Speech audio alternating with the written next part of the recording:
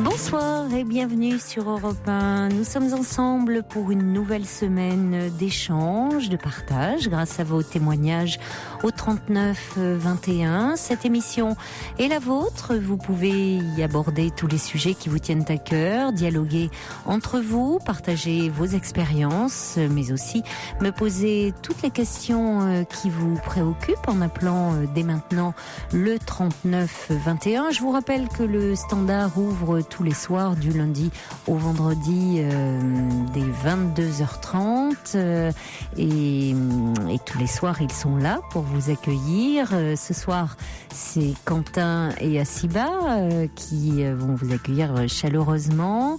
C'est Fabrice Fougerose à la réalisation de cette émission et vous le savez, à tout moment vous pouvez intervenir puisque nous sommes chaque soir en direct. Si un témoignage vous touche, si vous souhaitez parler avec un auditeur ou une auditrice, eh bien vous pouvez composer ce numéro. Vous pouvez également nous écrire sur le site europe1.fr ou nous envoyer un message au 7 21 21 en le commençant par le mot nuit.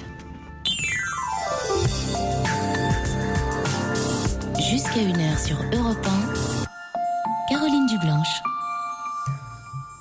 Alors, quand on a fait une émission sur la solitude et j'ai reçu plusieurs mails puisque Sophie Peters pendant les vacances de Noël avait également abordé ce thème avec vous et elle avait cité un livre et j'ai eu plusieurs mails me demandant les références du livre. Donc Sophie a eu la gentillesse de me les communiquer. Le livre que vous me demandez, apparemment cité par Sophie, s'intitule L'esprit de solitude de Jacqueline Kellen aux éditions La Renaissance du livre. Donc L'esprit de solitude de Jacqueline Kellen, K-E-L-E-N, aux éditions La Renaissance du livre. Voilà, et on va tout de suite accueillir Maria. Bonsoir. Bonsoir Caroline. Bonsoir Maria. Je suis un tout petit peu intimidée. Ce que j'ai à vous dire est un petit peu difficile dans la mesure où je vis séparée du père de mes enfants. Oui. Depuis 9 ans. Et il y a à peu près 4 ans et demi, j'ai rencontré un monsieur avec lequel j'ai eu envie de rebâtir quelque chose. Et il s'avère le temps passant que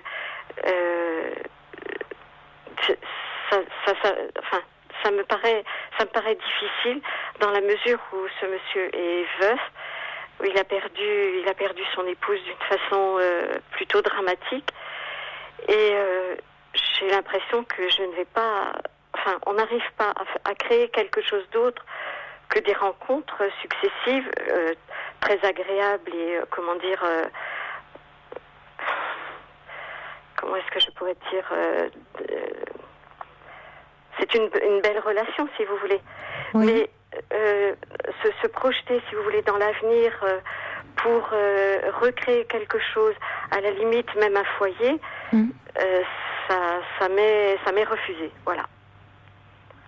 Et que lorsque ça m'a été refusé, puisque ça fait 4 ans et demi, donc il y a à peu près 3 ans, lorsque ça m'a été refusé, j'en ai beaucoup souffert. Donc je me suis exercée tout au long du reste du temps, jusqu'à maintenant, à me détacher, sinon de lui, au moins de ce rêve que j'avais. Pour quel motif cela vous a été refusé ? Le motif, c'est pouvoir garder une sorte de liberté, une sorte de... Comment est-ce que je pourrais dire ça ? Un besoin de solitude, mais ponctuel. Comme si une présence féminine était incongrue. Et j'ai l'impression, le temps passant, en regard de ce qu'il a souffert au moment du décès de son épouse. Qui est décédée il y a combien de temps ? Oh, il y a longtemps. au moins 25 ou 28 ans. Ah oui, en effet. Ah oui. Donc Il n'a jamais partagé sa vie avec une femme depuis. Si, quelques années, avec une autre personne, laquelle est partie, laquelle l'a quitté, parce que, si j'ai bien compris, elle a souffert aussi, plus ou moins, c'est que j'ai du mal à le dire, mais c'est comme s'il y avait une limite à partir d'un certain stade, si vous voulez, de la relation et des manifestations affectives. À partir d'un certain moment, il y a une limite. Et on sent très bien, en tout cas, moi je le ressens, une limite que je ne pourrai jamais dépasser. Si par exemple je peux avoir un élan ou un souhait dans quelque chose qui soit plus plein, plus vrai, si vous voulez, entre deux personnes, comme ça peut l'être dans un couple, ben ça m'est refusé. Et le temps passant, je me suis rendu compte, peut-être je me trompe, mais je ne pense pas, je me suis rendu compte que que ce veuvage est pour lui un tel drame que même tant d'années après, il lui est impossible de dépasser. Vous en êtes certaine ? Parce que parfois, je suis un peu abrupte, mais parfois on met cela sur le compte du veuvage, mais il y a aussi la personnalité qui entre en ligne de compte. Oui, effectivement. Et la personnalité sur ce point-là est aussi, elle transparaît aussi fortement, oui. C'est juste, vous avez raison. C'est vrai. Parce qu'au fond, vous dites que ces mots, c'est quand même un besoin de solitude, un goût de la liberté. Alors, je ne dis pas que ça n'a pas été un drame pour cet homme, la perte de son épouse. Mais il peut aussi, finalement, dans sa personnalité, aimer la solitude et ne pas éprouver le désir de vivre avec quelqu'un dans un quotidien et au fond aimer ces moments où il vous retrouve, mais de là à partager davantage avec vous ou avec quelqu'un d'autre d'ailleurs. C'est pas lié à vous. Oui, non, c'est Maria, mais c'est là où la personnalité entre en ligne de compte, où c'est pas toujours conjoncturel. Non, effectivement, et je le ressens aussi comme ça. Ce qui se passe, si vous voulez, en moi à ce moment-là, c'est une souffrance, que j'ai plus ou moins dépassée, mais qui de temps en temps remonte un petit peu. Je le vis un petit peu comme un rejet, alors que j'ai accédé à un certain nombre de désirs de sa part, dans la mesure où, dans le sens d'une certaine forme de vie. Et j'y ai accédé, et en même temps, j'ai l'impression que je suis aussi, moi, en porte-à-faux. Comme si quelque chose était... que derrière tout ça, il y avait quelque chose aussi de moi. Et c'est ça que j'arrive pas bien à définir. C'est-à-dire quelque chose de moi, de ma personne aussi, qui était remis en question ? Oui. Comme si c'était vous qui étiez refusé, nié ? Oui, comme si quelque part j'étais en cause aussi. Oui, alors que c'est absolument pas certain. Non, c'est pas certain. Parce que si cet homme, depuis plus de 20 ans qu'il est veuf, n'a pas refait sa vie, comme on dit un peu vite, un peu communément. Oui, c'est vrai. Il y a certainement des raisons à cela. Et alors, plus profondes qu'il n'y paraît. J'ai essayé de lui dire il y a pas longtemps, il y a quelques heures. J'ai essayé de lui dire justement que la sensation que j'avais, c'est que c'était que de sa part, il y avait peut-être inconsciemment ou consciemment, c'est difficile pour moi de le définir, un frein à quelque chose d'autre de la vie possible dans un couple. Et il l'a nié, il m'a dit que non. Mais moi j'ai l'impression que c'est vrai. J'ai la sensation que c'est vrai. Mais le problème, c'est que lui, a ses raisons, mais vous, Maria, vous me dites, ça fait un peu plus donc ça fait 4 ans et demi que vous êtes avec cet homme, que vous aspiriez à vivre autre chose que des rencontres, même si elles sont agréables, ça peut se comprendre. Et quand vous dites au fond que vous renoncez à ce désir, à ce rêve, c'est dur, ça. Qu'est-ce qui fait que vous vous mettez dans cette situation-là ? Je ne sais pas. Je pense que lorsque je l'ai rencontré, je me suis attachée à lui assez spontanément. Et du coup, je me suis prise, à rêver de quelque chose de plus, quelque chose de plus bâti, de plus constructif. Oui, ça j'entends bien. Voilà. J'entends bien qu'il y avait ce rêve et qui était qu'on pouvait entendre et je comprends que vous aspiriez à cela. Au début d'une rencontre, tous les rêves sont possibles et tous les espoirs sont permis. Oui. Mais là, d'après ce que vous me dites, il semble, lui, assez fermé. Il campe sur ses positions. Oui, je pense, oui, je pense. Alors pour autant, faut-il que vous renonciez à vos désirs ? Bien, à vrai dire, je n'ai plus le courage d'entreprendre quoi que ce soit. Pourquoi ? Parce que je ne suis plus toute jeune et puis aussi parce Vous avez quel âge ? 65 ans. Oui, mais enfin, finalement, quand vous l'avez rencontré, vous aviez juste 4 ans de moins. Hein. C'est cette situation que vous vivez, elle est assez décourageante, assez déprimante. C'est vrai. C'est difficile de renoncer.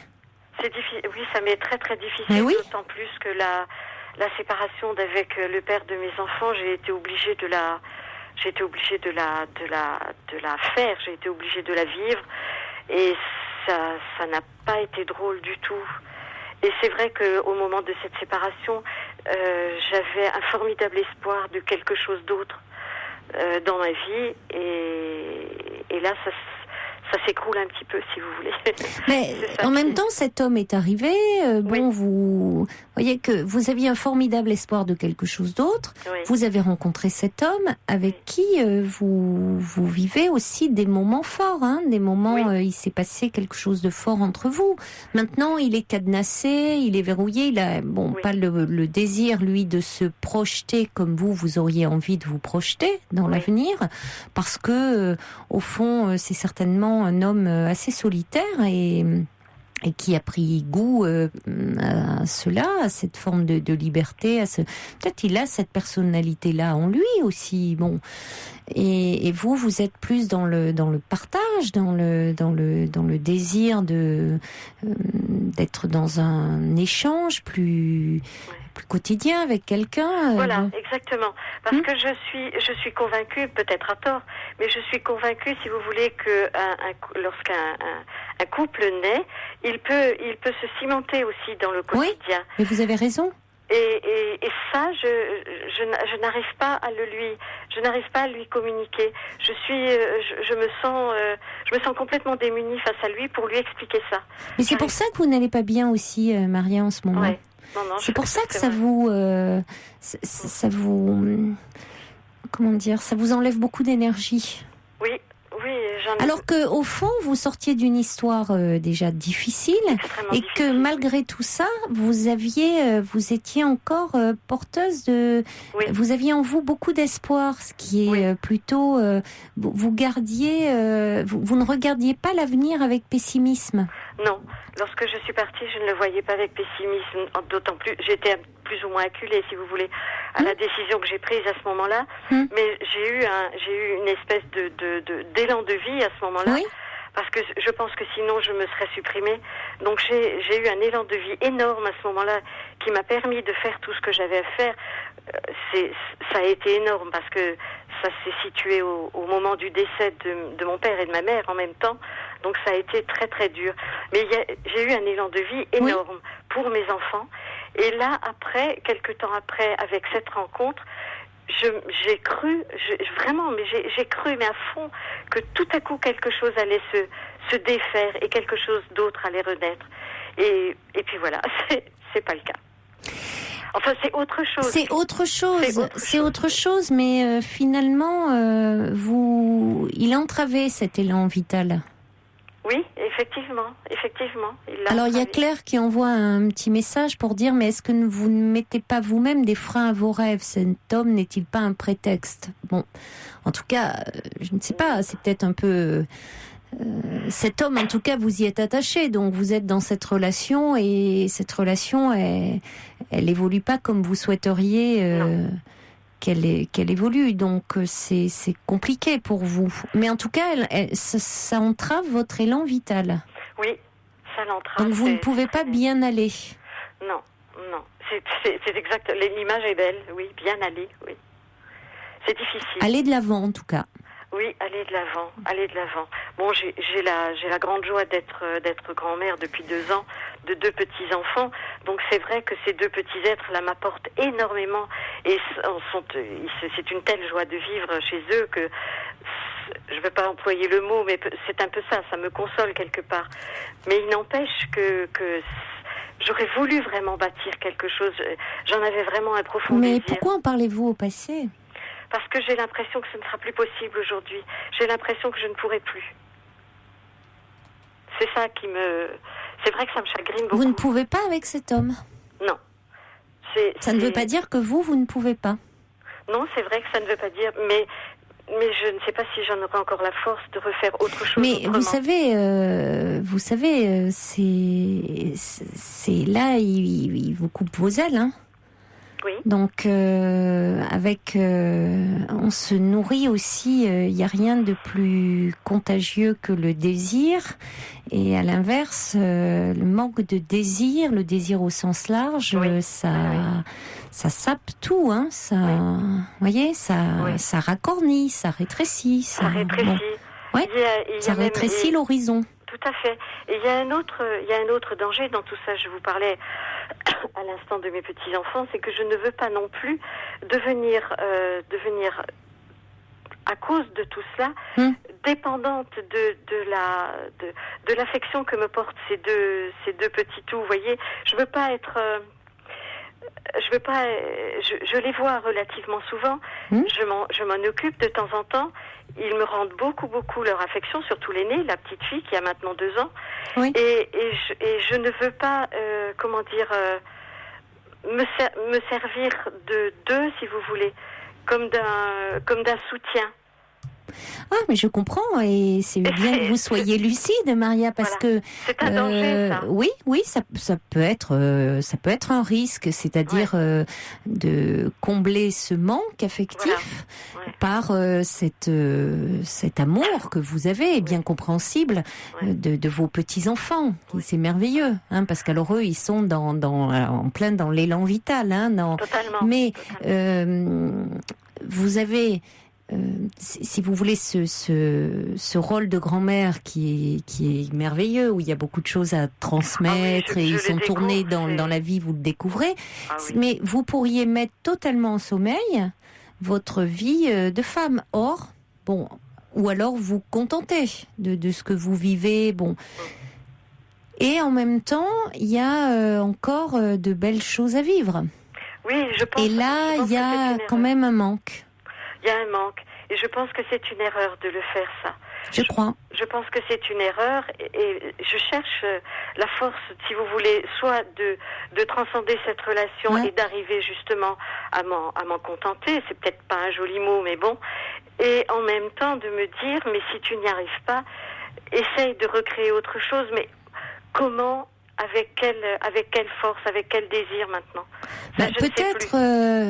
Alors, il y a Prune qui envoie un petit message en disant: cette relation ne vous rend pas heureuse véritablement, donc il est temps de réagir. Alors, si vous vous sentez pas la force de le quitter, parce que cette relation vous apporte quand même certaines choses, déjà de prendre conscience de cela, ça veut dire ouvrir l'horizon et quand même ne perdez pas de vue vos rêves, vos aspirations, en tout cas profondes. en vous disant je n'y arriverai pas, non, je n'ai pas la force. Ça, ce sont vos peurs qui vous font parler. Oui, et là, elles sont grandes, elles sont profondes, oui. mais c'est aussi ce que vous vivez qui renforce ça.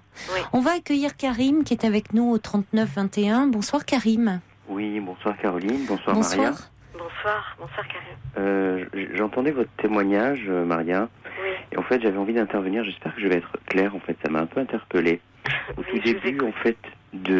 début de votre intervention, vous avez parlé de limites, Oui. au-delà desquelles ce monsieur, donc, Oui. j'ai cru comprendre, ne donnait pas plus, quoi, en fait. Ne me permet pas d'aller, oui. Voilà. Et en fait, je me disais aussi que j'ai aussi cru entendre aussi qu'une relation qui se veut épanouie, enfin qu'on attend épanouie, etc., ne se pose pas de limites et va jusqu'au bout. Et on va dire, pour certaines relations, même jusqu'à la fusion. Ah non, il n'a pas été question de ça. Hein. Oui, non, mais enfin, je veux dire... Ça, c'est vous qui a interprété. Je dis en fait que jamais je vous laisse développer, mais voilà, allez-y. que de manière générale, finalement, pas dans ce cas-là, mais effectivement, on peut aussi, beaucoup de gens, beaucoup de couples, en fait, souhaitent même cette fusion, enfin, besoin de cette très grande proximité, en fait. Et je voulais simplement dire, tout simplement, que, en fait, moi, je suis un petit peu comme ça aussi, c'est vrai, c'est pour ça que j'avais envie d'intervenir dans les relations amoureuses. Il y a toujours une limite, effectivement, mais c'est pas une limite. Alors évidemment, je peux peut-être aller chercher loin, d'où ça peut venir, etc. Mais c'est quand même une limite qui fait que c'est un peu aussi une peur de se perdre. C'est pas tant qu'on n'a pas envie de donner à l'autre, mais c'est simplement une limite, on va dire, un peu comme sa propre limite en fait autour de soi pour préserver finalement son être, son moi, et que ça n'a rien à voir en fait avec un manque de générosité ou pas l'envie de donner à l'autre, et que peut-être que l'autre aussi, dans ce cas-là, moi c'est vrai que j'ai été dans une relation aussi où il y a eu ce problème en fait qui était récurrent en fait, et où justement j'avais du mal à expliquer que ma limite en fait c'était une manière que c'était pas possible, mais une manière de me préserver moi en fait, et de ne pas me perdre, parce qu'effectivement la relation amoureuse peut faire aussi très peur. Oui. Et l'autre peut faire peur aussi, mais que je me demande si Maria, vous devriez peut-être aussi essayer, peut-être, je sais pas, plutôt que d'être persuadé et convaincu finalement que ça sera pas possible avec ce monsieur parce qu'il ne donne pas assez et qui pose ces limites-là, peut-être l'accepter tel qu'il est et se dire que c'est sa façon d'être, mais que ça n'exclut pas qu'il a beaucoup d'amour à donner, et qui vous aime en fait, et qui croit en cette relation, je sais pas. Oui, je pense que ce que vous dites, il y a une part de vérité, effectivement. Mais ce qui freine, si vous voulez, en tout cas ce qui me freine moi, c'est la sensation que j'ai en permanence, alors là pratiquement depuis que je le connais, que ce drame, si vous voulez, qu'il a vécu, l'a fermé à un certain type de relation, ou du moins à certains élans. Et ça, c'est extrêmement difficile à vivre. C'est comme si j'étais quelqu'un qui est là, dont on souhaite la présence de temps en temps, enfin ou souvent selon les circonstances, mais qui n'aura jamais. J'arrive pas à le dire d'une façon plus simple. Mais ça ne pourra jamais être quelqu'un qu'on acceptera totalement. Il y a un endroit où on peut plus accéder en fait. Et oui, il y a un endroit où je ne peux pas accéder, où je n'irai jamais. Ah, mais ça, vous savez, dans les couples, dans la relation à l'autre, oui. Même si on est proche de l'autre, il y a toujours un endroit de l'autre qui nous reste inaccessible. Oui. Et j'ajouterais que c'est très bien comme ça. Oui, non, mais là, je vous suis tout à fait. Non, mais c'est vrai. Heureusement qu'il y a cette part de l'autre qui nous reste énigmatique et qui nous le rend, d'une certaine façon, éminemment désirable. Oui, et attractif, c'est sûr. C'est vrai. Mais là, c'est seulement du point de vue, si vous voulez, du sentiment, si vous voulez, de la place qu'on donne à l'autre dans sa vie, voilà. Alors, il y a justement, Karim, vous voyez, avec ce que vous dites justement du couple et du couple fusionnel, ça fait réagir le subversif, ça y est, qui est de retour de parmi nous, et qui nous souhaite à tous une très bonne année, et qui dit « D'aucuns allèguent qu'au mieux, on intellectualise nos névroses ». Vous voyez, il n'a pas changé de style par rapport à l'an passé. Par exemple, mu par une pente fusionnelle issue d'une rupture mal vécue, on imagine que le couple doit être fusionnel et on rejoue un impossible passé, une rupture vécue comme un rejet, qu'on tente de modifier au présent. Oui. C'est plein de vérité. Hein. Ça vous parle en tout cas. Ça me parle, oui. Je ne sais pas quel est son métier dans la vie, mais ça me parle. À votre avis, mais bon. Ça me parle. Alors, il y a également... Il y a First Lisa qui dit allez, Maria doit reprendre son bâton de pèlerin pour retrouver sa vie de femme. Et puis il y a Marie-Elisabeth qui dit pourquoi refuser un bel avenir à votre âge? Attention à ne pas vivre dans un espoir déçu. D'autres cœurs comme vous attendent. Et puis il y a un message un peu différent qui dit cette relation vous a sauvé. Ne l'oubliez pas et ne laissez pas cet homme. Vous vivez de beaux moments, de belles rencontres. Oui. N'est-ce pas là votre élan de vie? On vous sent heureuse. Bon.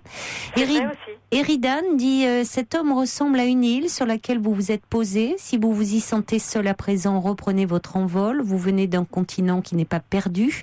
L'envie de vivre. Et puis... C'est joli.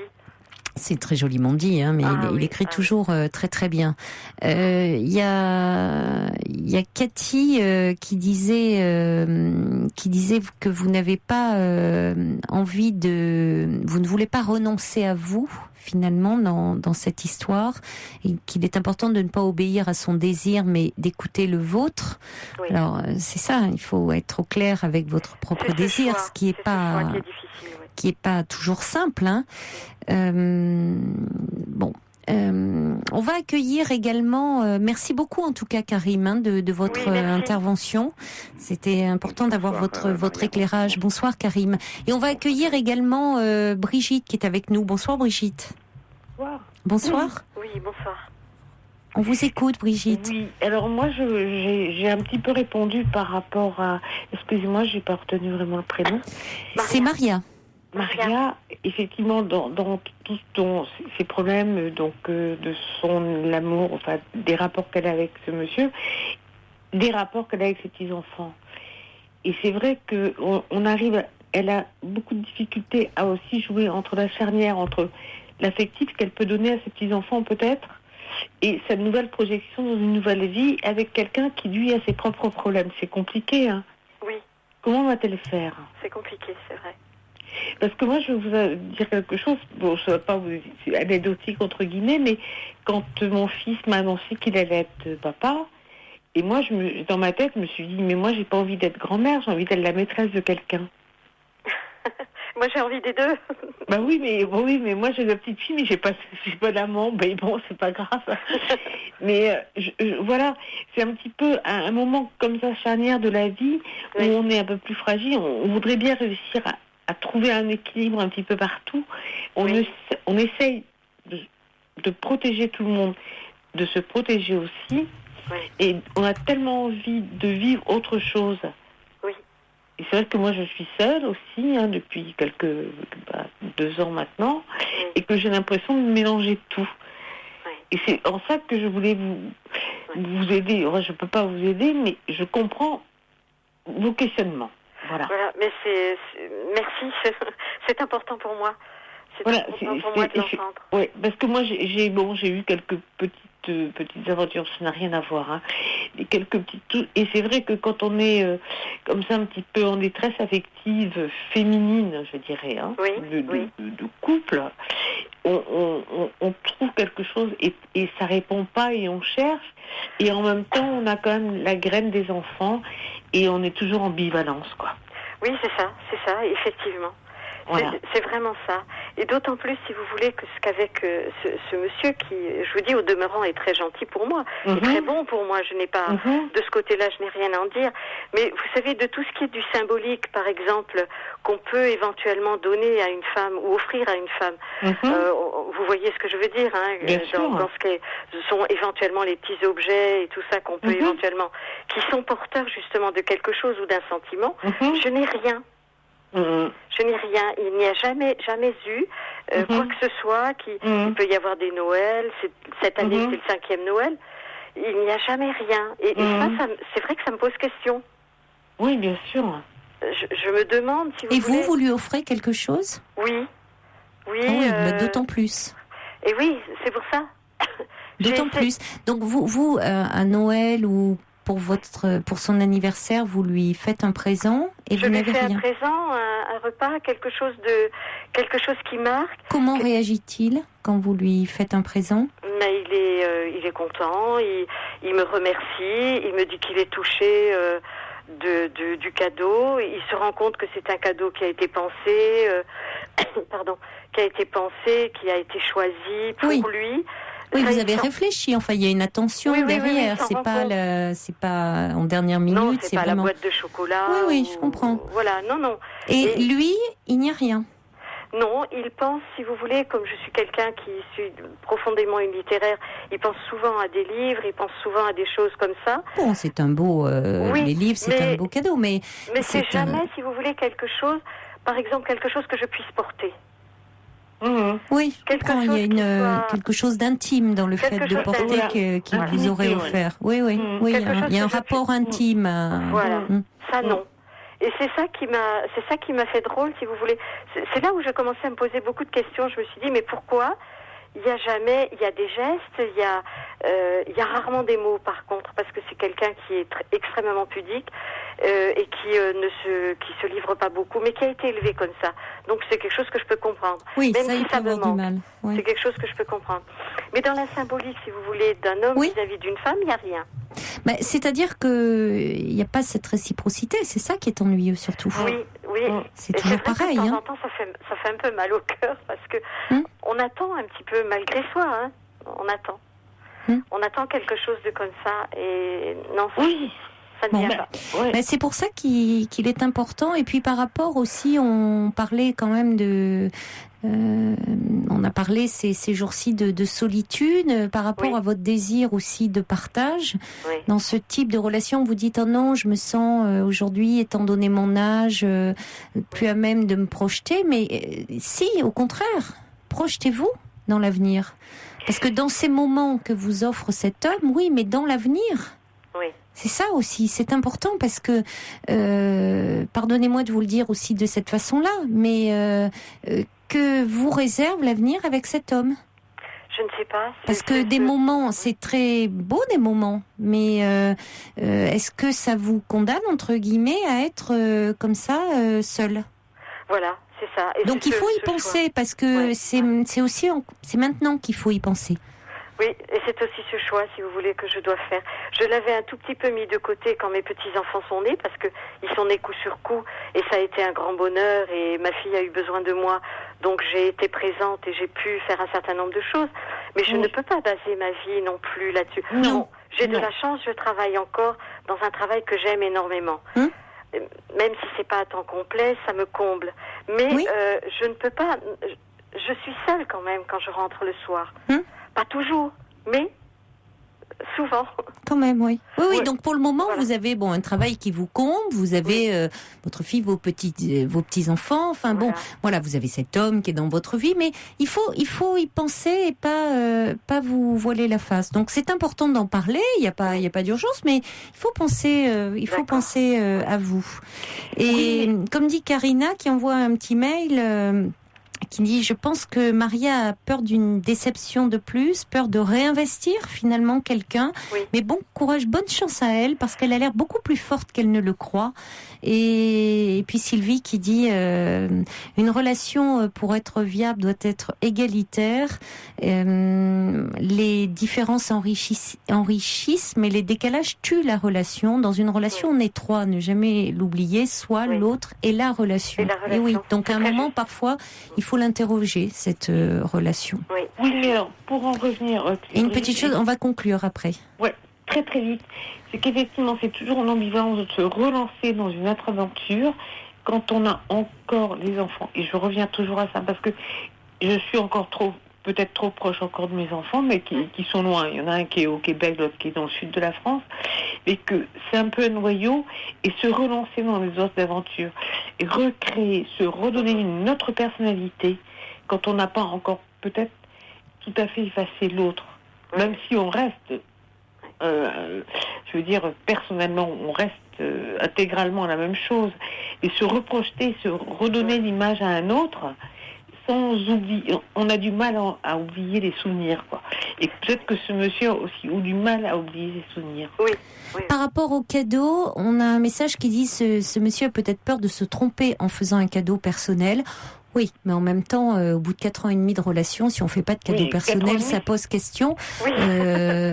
Donc, on fait à ce moment-là un peu les boutiques ensemble, on regarde, on voit un petit peu quels sont les goûts, on voit, on en parle. Et puis ça aussi. Les seuls élans, si vous voulez, que j'ai ressentis, c'était ou que j'ai vu plutôt, que j'ai pu vivre avec lui sur ce plan-là, ça s'adressait uniquement à un vêtement mais là, le vêtement pour moi, si vous voulez, n'est pas la même chose, si vous voulez, qu'un objet symbolique qu'on peut porter sur soi.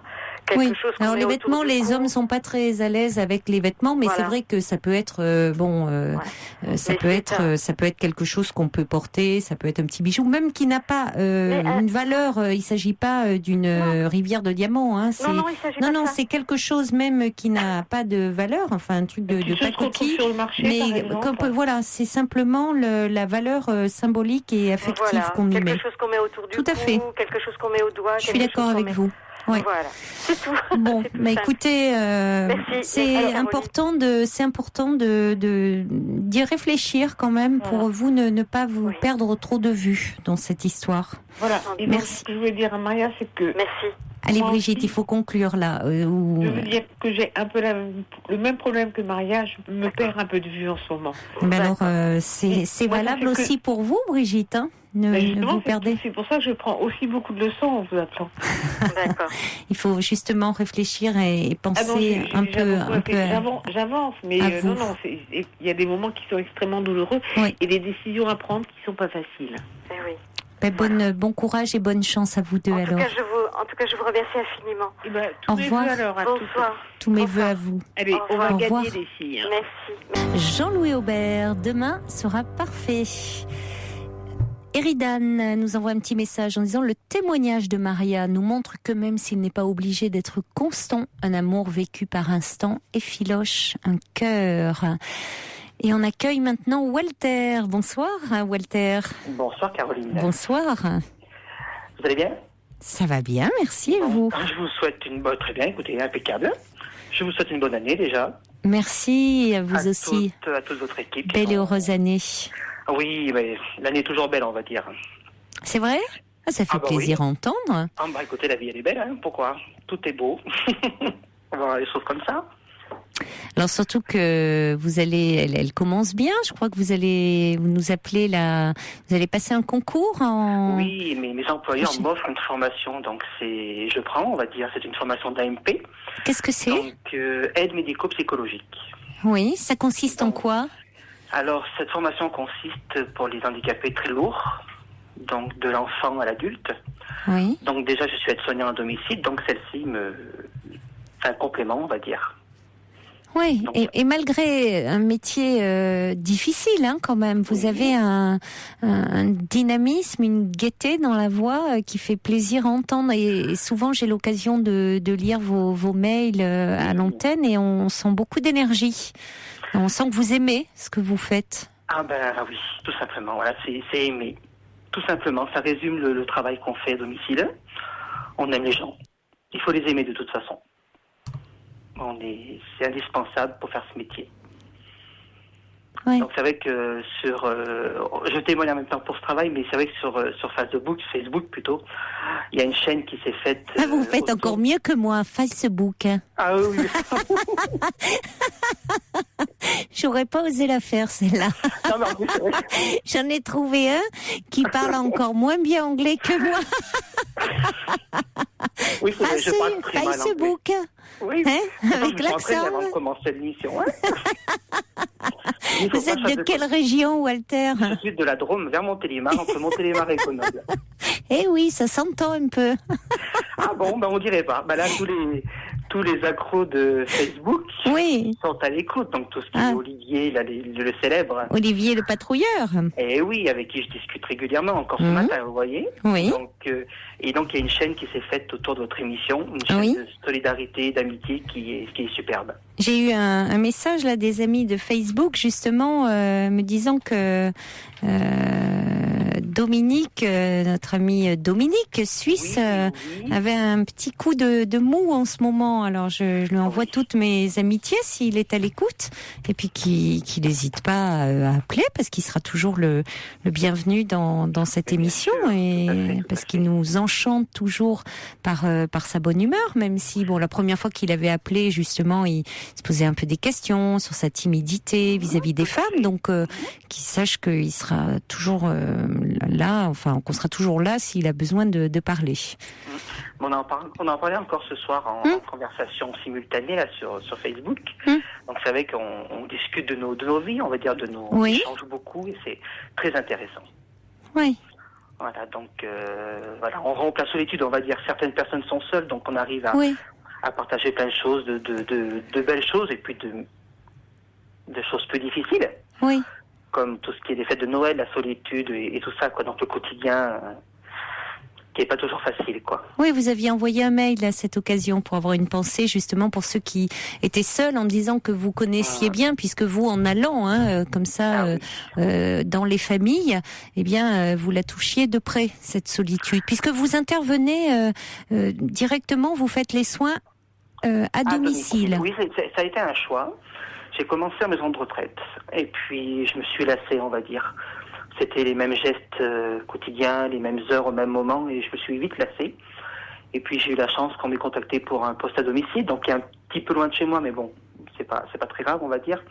Et j'apprécie énormément ce travail à domicile. Oui, ça fait une dizaine d'années, et je ne regrette absolument pas ce choix, non. C'est très très bien.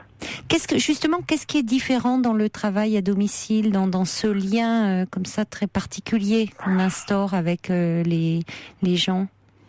Déjà, la chose que j'apprécie, c'est que je suis tout seul déjà. Donc j'ai mes supérieurs qui me gouvernent, on va dire, à qui je rends des comptes toutes les semaines, mais je suis tout seul. Et donc je peux agir un petit peu comme je veux, on va dire. Et puis les gens où je vais sont généralement seuls, donc c'est vrai qu'il y a une complicité qui se fait. Et ça fait des gens, ça fait 10 ans que j'y vais, donc ça veut dire qu'il y a une amitié, même si on ne devrait pas, on va dire, parce que bon, il faut rester professionnel quand même. Mais il y a une amitié qui se fait, qui est au l'or du monde, quoi. C'est très très beau. Voilà. Et vous avez donc, vous les suivez régulièrement, vous venez une à deux fois par semaine Oh non, j'ai des gens où je vais tous les jours. Ah oui. Ah oui, j'ai 2-3 personnes, ça fait 9 ans que je les suis tous les jours. Ah oui, donc vous avez vraiment un lien extrêmement proche avec eux, oui. Vous êtes comme un membre de la famille pour eux. Oui. Parfois, vous êtes la seule personne qu'ils voient. Tout à fait. Ah mais oui, tout à fait. Je suis le petit bonjour du jour, on va dire, et puis je reste une demi-heure, 1 heure, ça dépend des moments, ça dépend de leur état mental, on va dire leur tristesse. Il y a tout un ensemble de choses qui font que je reste plus longtemps ou moins longtemps. Ça dépend des circonstances, ça dépend du moment. Les fêtes de Noël, on fait attention. Bon, à Toussaint, c'est pareil. Puis dans l'année, après le printemps arrive, donc ils sont un peu plus en forme, on va dire. Donc on reste un petit peu moins longtemps. On fait un petit peu la demande, en fait. Voilà, donc on intervient plusieurs fois, quoi, dans la semaine, voire tous les jours. Mais bon, j'ai des gens où je vais qu'une fois par semaine parce qu'ils n'ont pas besoin de moi, et tant mieux pour eux. Mais j'ai des gens qui ont besoin de nous tous les jours, quoi. Oui, 8 jours sur 8. C'est vraiment des semaines pleines. Et alors là, parallèlement à votre métier qui vous prend beaucoup de temps et d'énergie, vous êtes en pleine préparation pour ce concours qui a lieu quand ? Le 25 février. 25 février, d'accord. Oui. Bon, écoutez, alors on croise les doigts pour vous, Écoutez, on va essayer. Et puis vous nous tiendrez au courant. Enfin, vous aurez. Vous tiendrez au courant, il n'y a pas de problème. On pensera à vous le 25 février et vous aurez les résultats plus tard, mais vous nous rappellerez pour nous dire. Tout à fait, il n'y a pas de souci, je vous rappellerai sans aucun problème. Bon, écoutez, merci beaucoup, Walter. J'étais ravie de parler, de mettre une voix sur ces mails que je lis de vous à l'antenne. Et puis, bon courage, parce que vous ne chômez pas entre votre travail, la préparation du concours, plein de bonnes choses. Et la vie de famille en plus. Oui, tout à gérer, c'est pas toujours facile, mais on y arrive. Oui, on sent que vous êtes un garçon très très motivé. Oui, donc je vous dis à bientôt pour avoir de bonnes nouvelles. Tout le monde. Et puis je vous remercie bien, Caroline. Aux amis de Facebook, de Facebook. Oui, ils doivent m'entendre. Là, je vais avoir des mots plein ma boîte mail demain matin. Je pense que vous les aurez bien fait rire. Ils sont tous à l'écoute, j'en suis sûre. Il y a First Lisa qui dit c'est rassurant quand on entend Walter, on se dit qu'on peut vieillir tranquille. Et puis il y a Coco qui dit vous avez une belle âme, ça s'entend. On y travaille. Bon, et il y a Domi qui dit c'est vrai qu'il y a une complicité qui s'est faite autour de la libre antenne sur Facebook et c'est très agréable. Voilà, Domi qui doit être sur la page Facebook de l'émission également. On discute tous les jours, tout simplement. Bon, à bientôt alors, Walter. Merci, Caroline. Et j'en profite pour saluer tous les amis de Facebook. À bientôt. Merci, Caroline, au revoir. Jean-Louis Aubert, demain sera parfait. Eridan nous envoie un petit message en disant « Le témoignage de Maria nous montre que même s'il n'est pas obligé d'être constant, un amour vécu par instant effiloche un cœur. » Et on accueille maintenant Walter. Bonsoir, Walter. Bonsoir, Caroline. Bonsoir. Vous allez bien ? Ça va bien, merci. Et vous ? Je vous souhaite une bonne... Très bien, écoutez, impeccable. Je vous souhaite une bonne année déjà. Merci, à vous aussi. À toute votre équipe. Belle et heureuse année. Oui, mais l'année est toujours belle, on va dire. C'est vrai ? Ça fait plaisir à entendre. Écoutez, la vie, elle est belle, pourquoi ? Tout est beau. On va voir les choses comme ça. Alors surtout que elle commence bien. Je crois que vous nous appeler vous allez passer un concours Oui, mais mes employeurs m'offrent une formation, donc je prends, on va dire, c'est une formation d'AMP. Qu'est-ce que c'est ? Donc, aide médico-psychologique. Oui, ça consiste en quoi ? Alors, cette formation consiste pour les handicapés très lourds, donc de l'enfant à l'adulte. Oui. Donc déjà, je suis aide-soignant à domicile, donc celle-ci c'est un complément, on va dire. Oui, donc, et malgré un métier difficile quand même, vous avez un dynamisme, une gaieté dans la voix qui fait plaisir à entendre. Et souvent, j'ai l'occasion de lire vos mails à l'antenne et on sent beaucoup d'énergie. On sent que vous aimez ce que vous faites. Oui, tout simplement. Voilà, c'est aimer. Tout simplement, ça résume le travail qu'on fait à domicile. On aime les gens. Il faut les aimer de toute façon. C'est indispensable pour faire ce métier. Oui. Donc c'est vrai que je témoigne en même temps pour ce travail, mais c'est vrai que sur Facebook plutôt, il y a une chaîne qui s'est faite. Vous faites encore mieux que moi, Facebook. Ah oui. J'aurais pas osé la faire, celle-là. Non, mais en plus, c'est vrai. J'en ai trouvé un qui parle encore moins bien anglais que moi. Oui, je parle très mal Facebook. Anglais. Oui. Avec l'accent. Avant de commencer l'émission. Vous êtes de quelle région, Walter ? Je suis de la Drôme, vers Montélimar, entre Montélimar et Grenoble. Eh oui, ça s'entend un peu. On dirait pas. Là, tous les accros de Facebook sont à l'écoute. Donc tout ce qui est Olivier, le célèbre. Olivier le patrouilleur. Et oui, avec qui je discute régulièrement, encore ce matin, vous voyez. Oui. Donc, il y a une chaîne qui s'est faite autour de votre émission, une chaîne de solidarité, d'amitié qui est superbe. J'ai eu un message là des amis de Facebook justement me disant que Dominique, notre ami Dominique, suisse, avait un petit coup de mou en ce moment. Alors je lui envoie toutes mes amitiés s'il est à l'écoute. Et puis qu'il n'hésite pas à appeler parce qu'il sera toujours le bienvenu dans cette émission. Et parce qu'il nous enchante toujours par sa bonne humeur, même si la première fois qu'il avait appelé, justement, il se posait un peu des questions sur sa timidité vis-à-vis des femmes. Donc qu'il sache qu'il sera toujours là, enfin qu'on sera toujours là s'il a besoin de parler. On en parlait encore ce soir en conversation simultanée là sur Facebook. Donc c'est vrai qu'on discute de nos vies, on va dire, on échange beaucoup et c'est très intéressant. Oui. Voilà, donc on rompt la solitude, on va dire. Certaines personnes sont seules, donc on arrive à partager plein de choses, de belles choses et puis de choses plus difficiles. Oui.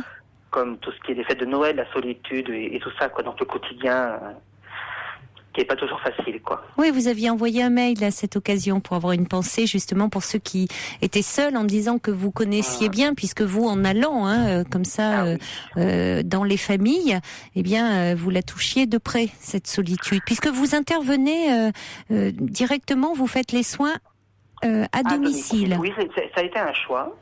J'ai commencé à maison de retraite et puis je me suis lassée, on va dire. C'était les mêmes gestes quotidiens, les mêmes heures au même moment et je me suis vite lassée. Et puis j'ai eu la chance qu'on m'ait contacté pour un poste à domicile, donc qui est un petit peu loin de chez moi, mais bon, c'est pas très grave, on va dire.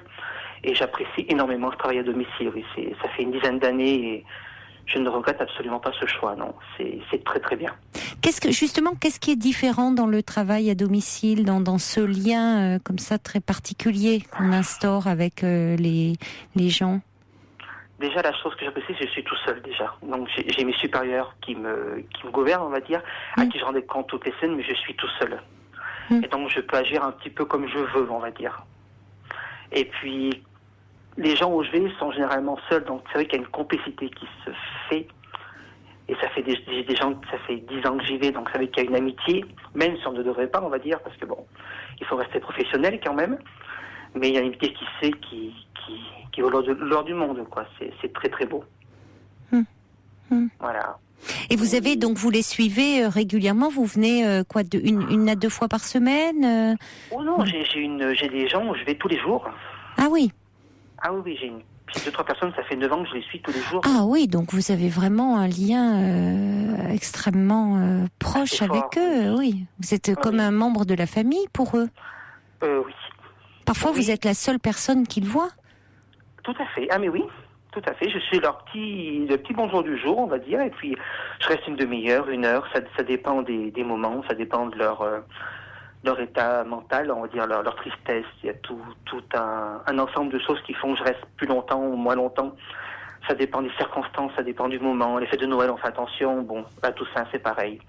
Puis dans l'année, après le printemps arrive, donc ils sont un peu plus en forme, on va dire. Donc on reste un petit peu moins longtemps. On fait un petit peu la demande, en fait. Voilà, donc on intervient plusieurs fois, quoi, dans la semaine, voire tous les jours. Mais bon, j'ai des gens où je vais qu'une fois par semaine parce qu'ils n'ont pas besoin de moi. Et tant mieux pour eux. Mais j'ai des gens qui ont besoin de nous tous les jours, quoi. 8 jours sur 8, hein, c'est vraiment des semaines pleines. Et alors là, parallèlement à votre métier qui vous prend beaucoup de temps et d'énergie, vous êtes en pleine préparation pour ce concours qui a lieu quand ? Le 25 février. 25 février, d'accord. Oui. Bon, donc, écoutez, alors on croise les doigts pour vous, hein. Bah écoutez, on va essayer. Et puis vous nous tiendrez au courant. Enfin, vous aurez. Vous tiendrez au courant, il n'y a pas de problème. On pensera à vous le 25 février et vous aurez les résultats plus tard, mais vous nous rappellerez pour nous dire. Tout à fait, il n'y a pas de souci, je vous rappellerai sans aucun problème. Bon, écoutez, merci beaucoup, Walter. J'étais ravie de parler, de mettre une voix sur ces mails que je lis de vous à l'antenne. Et puis, bon courage, parce que vous ne chômez pas entre votre travail, la préparation du concours, plein de bonnes choses. Et la vie de famille en plus. Oui, tout à gérer, c'est pas toujours facile, mais on y arrive. Oui, on sent que vous êtes un garçon très très motivé. Oui, donc je vous dis à bientôt pour avoir de bonnes nouvelles.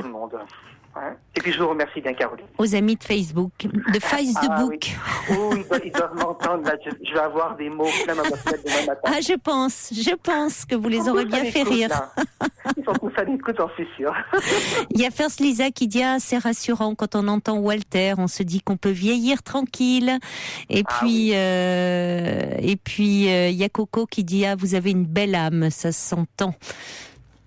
On y travaille.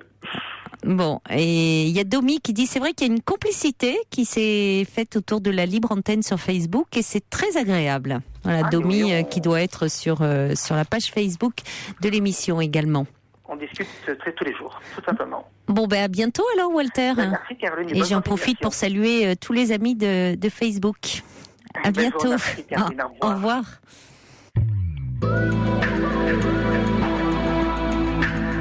Toutes vos confidences à Caroline Dublanche au 39 21. 39 21. 34 centimes la minute.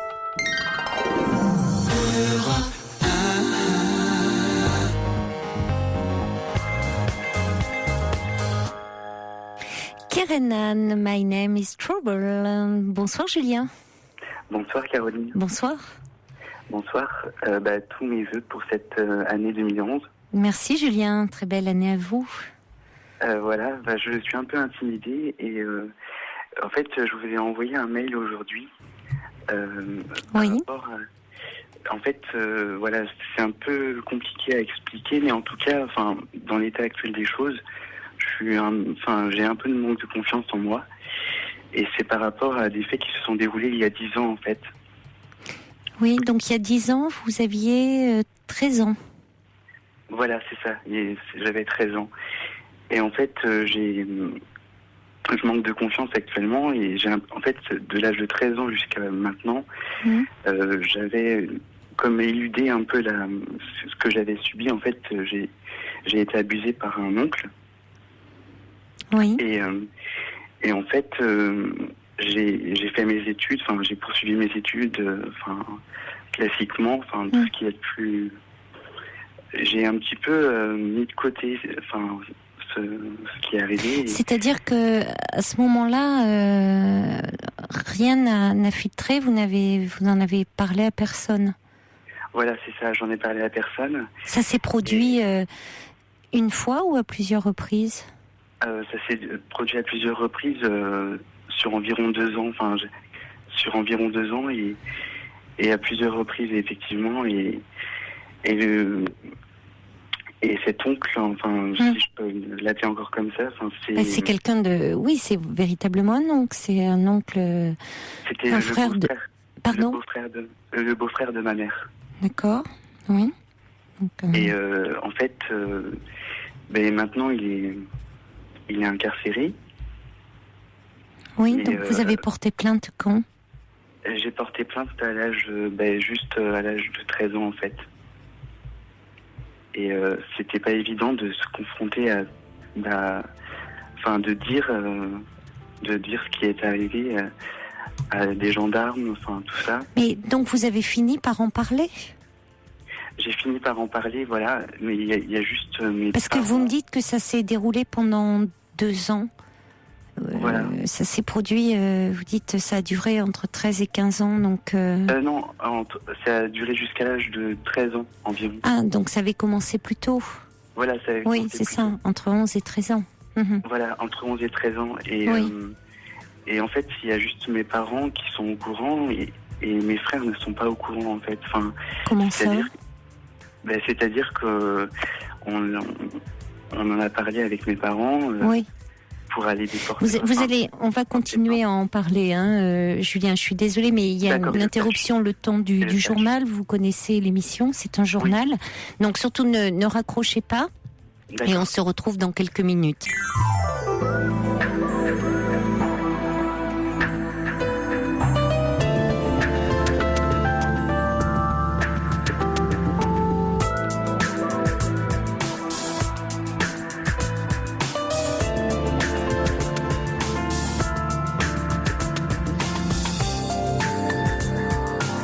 Nous sommes ensemble et en direct jusqu'à 1h. Cette émission est la vôtre. Vous pouvez y parler de tout, en toute liberté, en appelant le 39 21.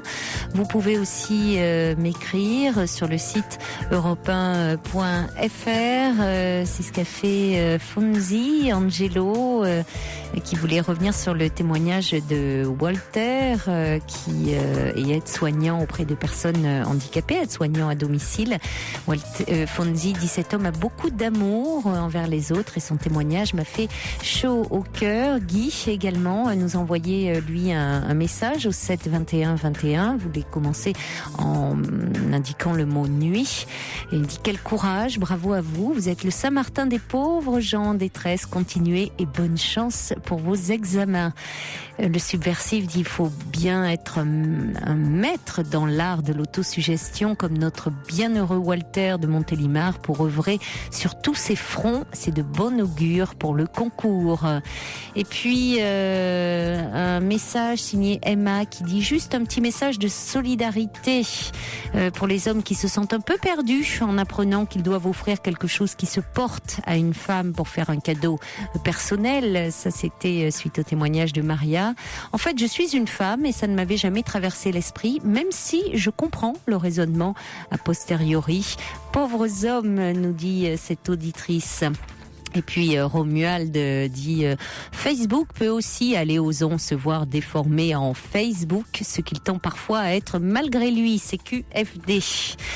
Et puis je voulais faire un petit clin d'œil amical à Clo-Clo qui me dit: je suis une toute nouvelle auditrice, enfin j'écoute l'émission depuis 6 mois, je suis une jeune maman de 24 ans, j'ai une petite fille qui s'appelle Manon et j'attends que mon petit trésor s'endorme. Je saute dans un bain bien chaud pour vous écouter.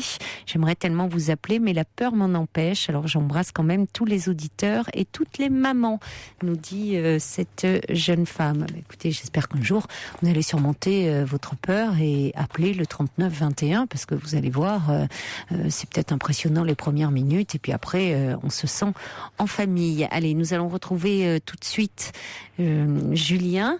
Donc vous...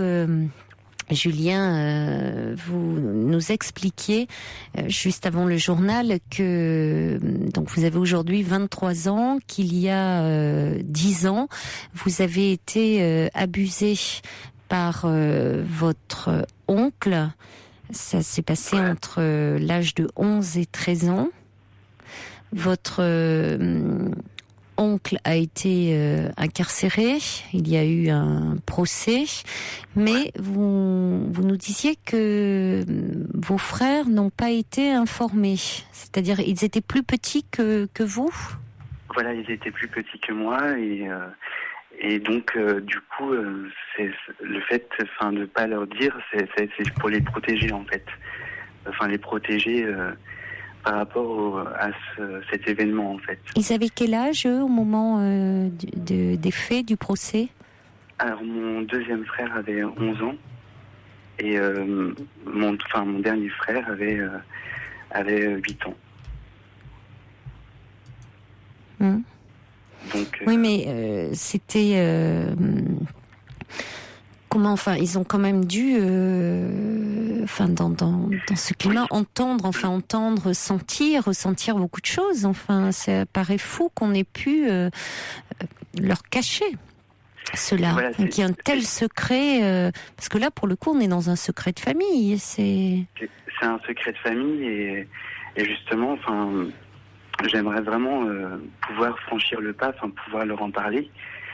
Mais pour moi, ça me semble insurmontable, et j'essaie d'écrire des textes, d'essayer d'autres manières que par les mots, l'oralité en fait. Mais c'est vrai que pendant les repas de famille, par exemple à Noël, c'était pas évident. C'est-à-dire que ce n'est toujours pas aujourd'hui parlé? Non, toujours pas. Et ça reste qu'avec mes parents et puis la belle-sœur, l'ex-femme de cet oncle. Ça reste vraiment confiné. Et Quelle relation avez-vous avec vos frères ? Ben justement, j'ai poursuivi mes études dans une autre ville par la suite et j'ai un peu fui tout ça et j'ai oublié mes frères par la même occasion. Je prends de temps en temps de leurs nouvelles, mais j'ai un peu honte de ce qui m'est arrivé et du coup je suis un peu bloqué, quoi. Et même avec mes amis, c'est la même chose. C'est trouver les mots pour le dire, mais alors je sais pas s'il y a un moment pour le dire. Je suis un peu perdu en fait. Et oui, mais c'est ça qui est très compliqué. Ça vous a mis dans une situation extrêmement compliquée. C'est-à-dire, est-ce qu'il y a un moment pour le dire ? Voilà, comme si finalement, c'est toujours le problème des secrets, parce qu'à un moment, ces secrets, souvent le secret est levé. Alors à quel moment faut-il le dire, pas le dire, et quel est le bon moment pour le dire, et alors que au fond, si cela avait été dit, parce que à 11 ans et 8 ans, vos frères auraient pu entendre certaines choses adaptées à leur âge, hein, mais malheureusement, les enfants de cet âge-là peuvent être agressés. Vous l'avez été. Alors, il ne s'agissait pas de parce que vous avez été malheureusement abusé, qu'on vous avait fait violence à la fois dans votre corps et dans votre tête, dans votre psychisme, d'agresser vos frères, mais d'expliquer de quoi il en retournait, ce qui s'était passé. Et expliquer, c'est aussi finalement prévenir, parler des abus sexuels, dire ce qui s'est passé, dire que cela peut exister, c'est aussi prévenir les enfants. Alors et de toute façon, à mon avis, il y a des choses qui ont dû transpirer, échapper. Hein. Voilà, échapper ou transpirer, oui. Oui, parce qu'un procès, je vois pas comment vous viviez sous le même toit. Oui, mais c'est sous le même toit, mais en même temps, je n'ai pas été la seule victime, en fait. Et donc, du coup, ils ignorent pour moi, mais pour d'autres personnes, ils savent que cet oncle a abusé d'autres personnes. Donc, si vous voulez, ça a un peu éludé la question, quoi, pour moi. Ça a éludé, dans quel sens Éludé, ça a un petit peu mis de côté la question pour mon propre cas, en fait. Vous avez eu ce sentiment-là ? Oui. Et c'est ce qui... je pense que c'est ce qu'ils ont dû percevoir. C'est que c'était un procès. Mes parents se sont rendus au procès. Moi, j'avais... je ne sais pas si je peux le dire, mais j'avais fait un enregistrement, en fait, pour le procès. Oui. Vidéo. Et du coup, mes parents sont allés pensant que mes frères comprenaient que c'était pour soutenir la belle-sœur de mon père et la sœur de ma mère. Mais en fait... Mais vos frères comprenaient que c'était pour soutenir la belle-sœur, donc ils savaient qu'il se passait quelque chose autour de l'oncle. Voilà, il se passait quelque chose. Mais quoi ? Ils savaient qu'ils ont bien dû poser des questions. Oui, mais que c'était par rapport à d'autres enfants. Et donc ils ont su par rapport à ce qui se passait par rapport à ces autres enfants ? Voilà, ils ont Quels étaient les faits ? Que c'était des maltraitances, mais ça s'est arrêté là. C'est des maltraitances et que c'était assez grave. Mais c'est vrai que les mots n'ont pas été... Oui, les mots n'ont pas été dits. Les mots n'ont pas été dits, voilà, n'ont pas été posés. Et c'est vrai que depuis... on n'a pas parlé d'abus sexuels. Et vous n'avez pas été mis... c'est-à-dire qu'on n'a pas parlé de vous. Non, j'ai été mis entre parenthèses. On a parlé des autres enfants, mais pas de vous. Voilà. On n'a pas dit à vos frères que vous faisiez partie des enfants qui avaient été victimes de cet homme. Non. Oui, ça c'est très dur pour vous. Donc j'ai fui, et j'ai fui, donc je suis partie dans une autre ville. Attendez, vous avez fui, mais pas à 13 ans. Non, bien sûr que non, mais j'ai fui de ma ville de province, enfin d'une toute petite ville, pour aller sur une autre ville assez plus importante. Et ensuite, je suis partie dans une autre ville. Enfin, en fait, j'ai fait que de bouger, sauf que j'ai traversé une grande période de dépression il y a quelques temps. Et du coup, là, c'est comme un effet boomerang. Enfin, ça me revient. Et après le procès, enfin, au moment du procès ou après le procès, on a dû conseiller à vos parents un suivi pour vous, pour la famille. Voilà. Est-ce que ça a été mis en place? Donc, bien sûr, j'ai vu un psychologue. Et puis, actuellement, enfin depuis maintenant 2 ans, je vois une psychologue clinicienne. Oui. Et ça m'apporte beaucoup. Enfin, c'est vrai que j'arrive à plus avoir des mots sur les mots, comme on dit. Oui. Mais par contre, enfin, pour débloquer la situation, on fait une thérapie familiale parce que on va dire que la communication à l'intérieur de la famille, elle est un petit peu biaisée, on va dire. Mais comment? Et donc, c'est vrai que c'est un peu comme un effet boomerang, comme je vous le disais. Vous faites une thérapie familiale? Voilà, une thérapie familiale. Mais avec la psy... Attendez, vous êtes en thérapie individuelle et parallèlement, vous faites une thérapie? D'accord. Voilà, et la thérapie familiale, donc vous avez vos parents et vos 2 frères? Voilà, mes parents et mes 2 frères. Et on parle du manque de communication à l'intérieur de la famille. Oui, mais est-ce que...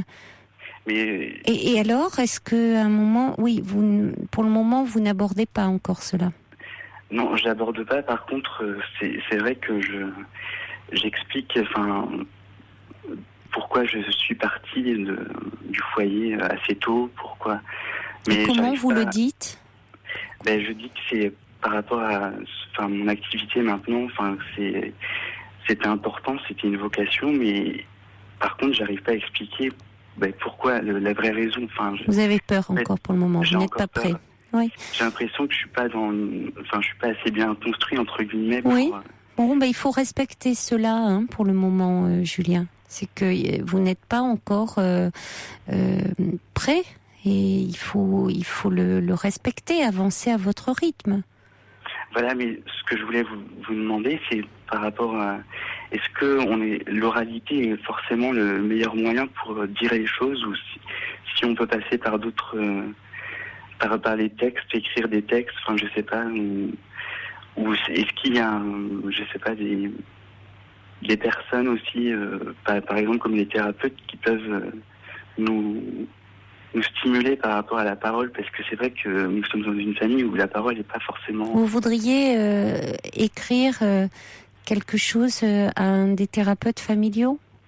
Dire le mettre par écrit à un des thérapeutes familiaux?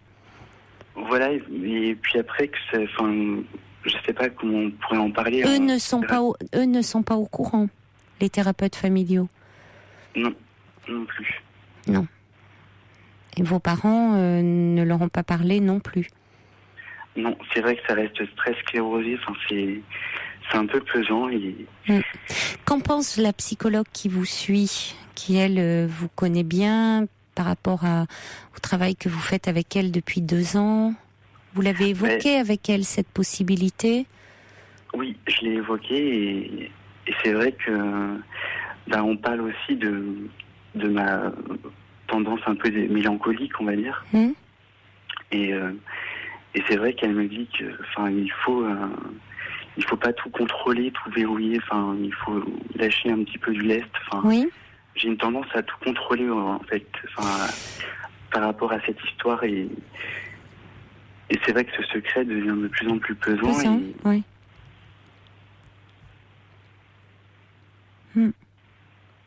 Oui, donc finalement, il y a quelque chose qui a besoin d'émerger, de toute façon, c'est ce que vous dites, qui a besoin de se dire, parce que au fond, vous, cette thérapie familiale où vous êtes tous ensemble, ou même vos parents, au fond, acceptent. C'est assez fou, je mets entre guillemets, cette situation où vos parents acceptent l'idée d'aller en thérapie familiale avec vos frères. Oui. Qu'est-ce qui est évoqué ? Un problème de communication dans la famille. Voilà, donc ils prennent le risque, vos parents, qu'il y ait quelque chose qui émerge. Et vos parents savent bien qu'est-ce qui pourrait émerger. Oui, c'est la donc ils auraient pu, parce que au fond, comment c'est venu qui a pris cette décision à un moment d'aller en thérapie familiale ? C'est mes parents.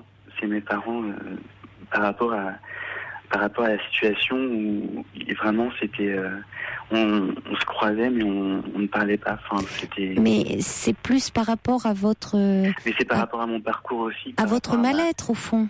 Par rapport à mon mal-être, ma dépression et. Oui. Et par plus rapport que... aussi à. Oui. Ah oui, par rapport aussi à des périodes d'euphorie, des périodes où je me sentais très bien. Et donc, c'est-à-dire que la période dépressive l'a emporté. Et c'est à ce moment-là que mes parents ont décidé de... Oui. Donc, Julien, ils ont envie de mettre toutes les chances de votre côté pour que vous alliez mieux. Oui. Parce que, vous savez, il y a beaucoup de parents qui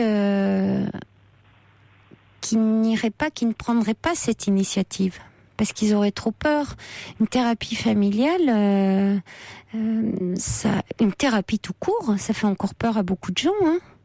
Parce qu'en thérapie, on remue beaucoup de choses.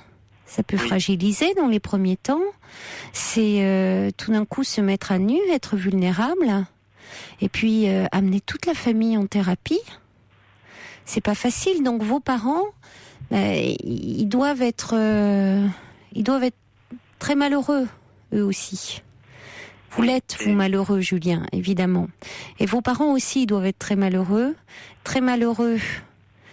de ce qui vous est arrivé, très malheureux de ne pas avoir pu vous protéger et empêcher cela. Et se sentir au fond coupable, comme souvent les parents quand il y a un enfant, quand leur enfant a été victime d'abus sexuels et que ils n'ont pas su et pas pu empêcher ça. Et ce que je voulais vous dire, c'est que justement la chanson de Barbara, avec l'Aigle Noir. Voilà, l'Aigle Noir. Oui. Et il y en a tant d'autres chansons qui parlent de ça, mais c'est vrai que, je l'ai trouvée, je la trouve assez belle, cette chanson. Et... Elle est magnifique, mais elle est terrible, oui. Oui, elle est terrible, mais c'est... Oui, elle vous parle forcément. Hein. Au départ, on disait cette chanson magnifique, et puis ce n'est que des années plus tard où Barbara a révélé son histoire d'inceste. Voilà. Mais Julien, vous, il va falloir... Bon, il n'y a pas... vous avancez à votre rythme, mais ce que je veux vous dire par rapport à cette thérapie familiale, il y a quelque chose où vos parents, en acceptant d'aller en thérapie familiale, c'est même pas en acceptant, ils ont pris l'initiative, c'est que ils veulent mettre toutes les chances de votre côté pour que vous alliez mieux. Ils se rendent compte que vous n'allez pas bien. Et réunir toute la famille, comme ça, pour parler, pour dire oui, il y a un problème de communication. Ils savent qu'au fond, ça peut à un moment exploser, mais exploser, c'est-à-dire pas, on règle pas ses comptes en famille, hein, où là, il y a personne qui peut contenir les émotions de chacun. C'est-à-dire qu'il y a des personnes dont c'est le métier, les thérapeutes, qui peuvent reprendre, qui peuvent justement contenir au sens propre, au sens figuré, ce qui émerge. Bon, ce qui peut émerger lors des séances.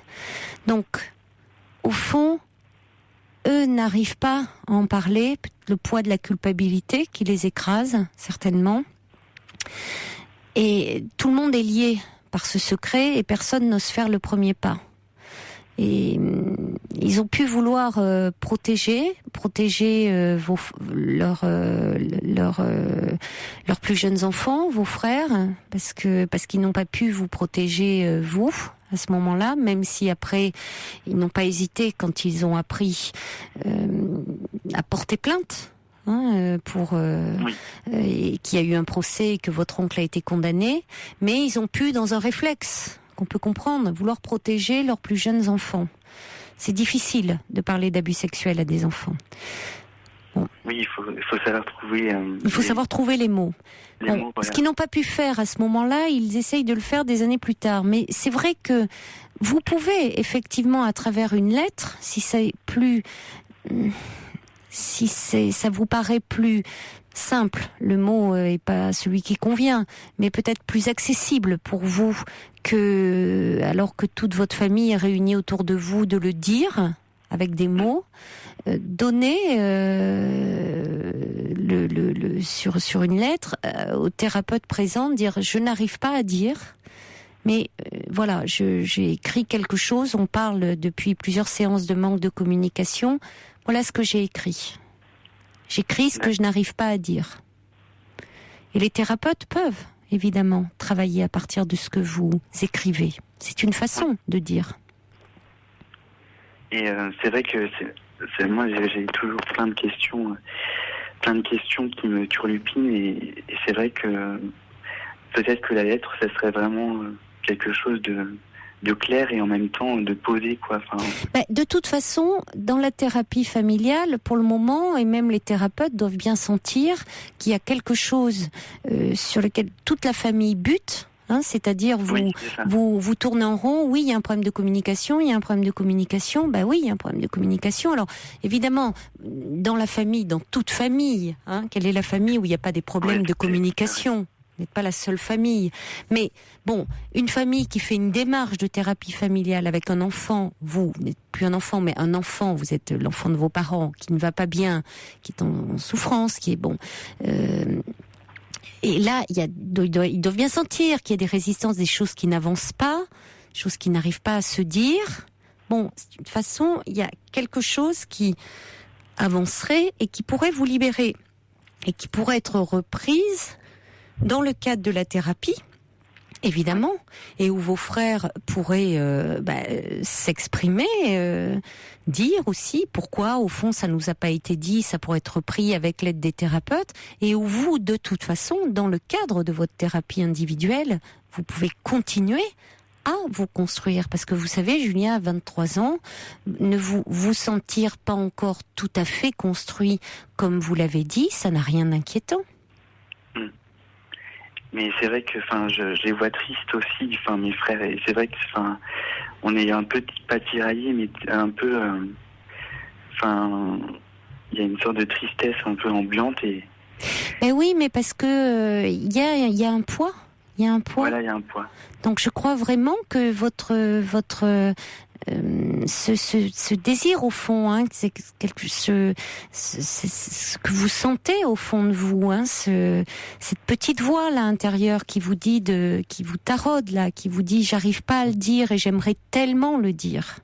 Au fond, vous libérer de ce poids et de ce passé et qui vous empêche aussi d'aller vers vos frères, ce qui bloque aussi cette relation à vos frères, parce que vous ne pouvez pas parler véritablement. Eh bien, écrivez-le, Julien, écrivez-le.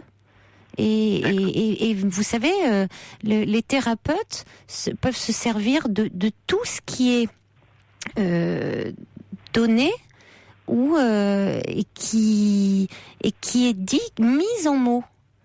Oui. Voilà, c'est mis en mots, c'est-à-dire que vous allez pouvoir le coucher sur des mots. Alors vous faites référence à la chanson de Barbara, elle l'a mis en parole. Vous allez le mettre en mots. Oui. Je pense que c'est vrai que, en ce moment,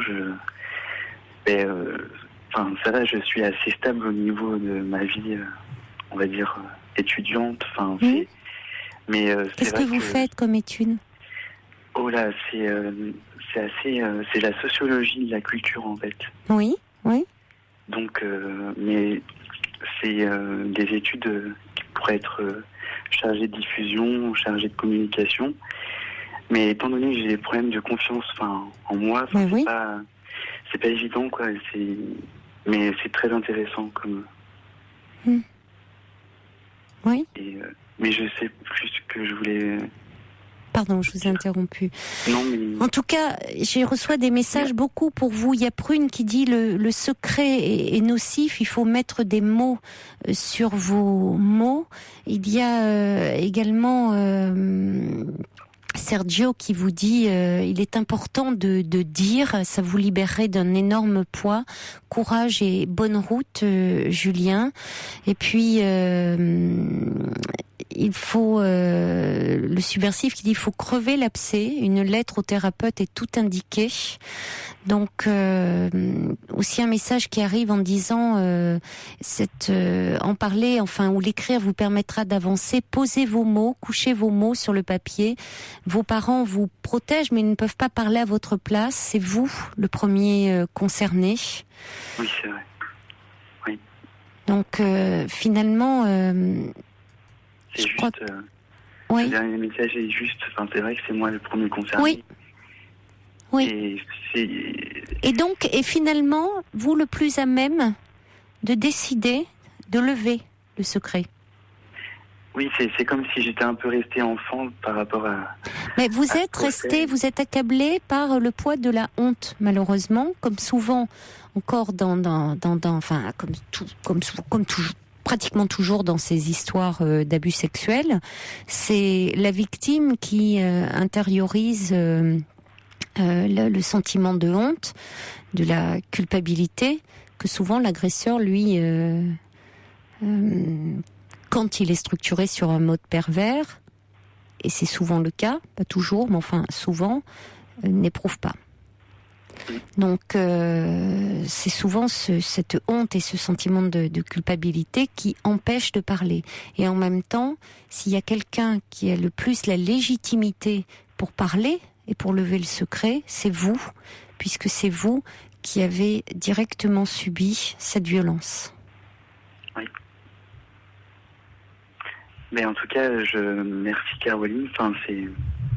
C'était vraiment une voix de la nuit qui me touche beaucoup. En tout cas, cet échange même avec les auditeurs, ça m'a un peu éclairé par rapport à ce que je dois faire maintenant. Et parlez-en encore à votre thérapeute, mais écrivez, et je vous dis. Et puis dites-vous, vous avez affaire à des thérapeutes familiaux, donc ils ne vont pas faire n'importe quoi de vos mots, de vos paroles. Non. D'accord. Et puis donnez-nous de vos nouvelles. Bien sûr, mais bien entendu. D'accord. Je vous dis à bientôt. À bientôt, Caroline. Au revoir, Julien. Au revoir. Calogero, c'est d'ici que je vous écris des messages pour Julien qui arrive au 7 21 21. Lynn qui dit courage Julien, vous n'êtes coupable de rien et on sent bien que vous avez besoin de percer l'abcès, alors écrivez surtout.